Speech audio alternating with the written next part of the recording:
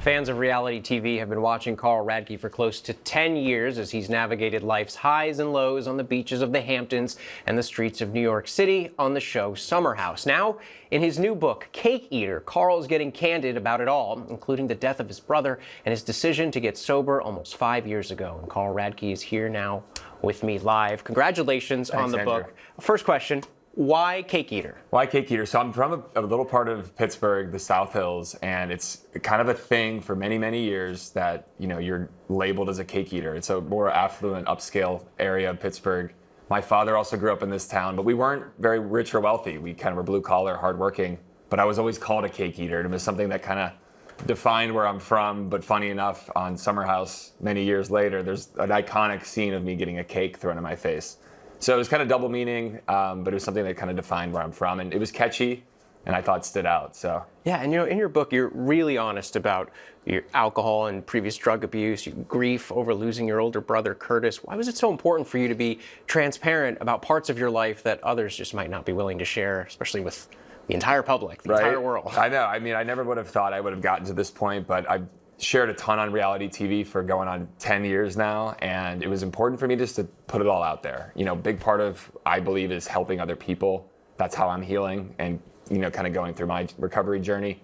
I get a ton of messages on social media over the last 5-6 years since I got sober, and this is my way of trying to like help other people. And if one person reads an excerpt from this and is, you know, checking in on themselves or asking for help, then my job is done. So. And it's a book of self-discovery, a journey of self-discovery. What was that journey like for you? What surprised you the most, too, when you were going on this journey and writing this book? Listen, writing is very difficult.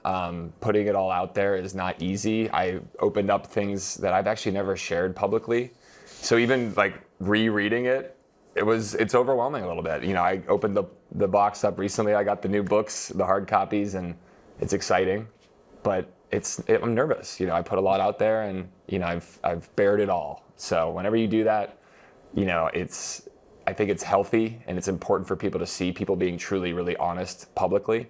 I hope it helps other people feel confident to share their things they've been afraid to share. And what do you want readers to take away from this book about you that they might not know about you from reality TV? What's different about this book? You know, that I'm not a complete crazy person. You know, I think it gives context to maybe why I am the way I am. You know, my childhood, things I've been through in my youth, my family dynamic. There's things that I think people have more grace and understanding for why, you know, maybe I am the way I am. So you see a full 360 of Carl that I think it was important. You know, I love being on reality TV. It's given me so much, but there was more underneath the hood that I felt like people really needed to learn about. So reality TV, accomplished author, but you've also opened a soft bar and cafe. It's a non-alcoholic bar just a few months ago. Yes. How's it doing? How are the drinks? Drinks are amazing. I just was there last night. We did an event called Coffee and Beats, not the food, but music. And we host all sorts of events. It's a beautiful cafe and bar. It's alcohol free, and it's a place for people to come together. It's a third space. We're in Greenpoint, Brooklyn. I actually live over there too, so I'm there a lot.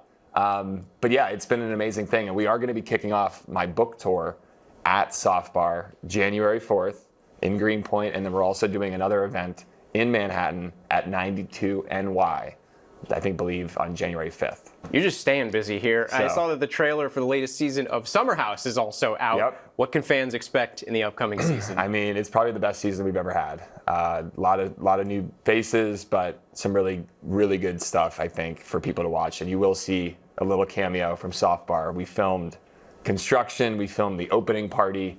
There was probably some drama there a little bit, but I'm very grateful to be, you know, part of Bravo, and it's been 10 years now we've been doing Summer House. So 10 years. All right, Carl Radke, thank you so much. Thanks, the book Andrew. It's called Cake Eater. It comes out at the end of the month. You can find it wherever you find books. We do want to note, if you or someone you know is struggling with substance use, confidential help is available by contacting the National Helpline at 1-800-662-HELP or visit findtreatment.gov. The book is called Cake Eater. Again, it comes out at the end of the month.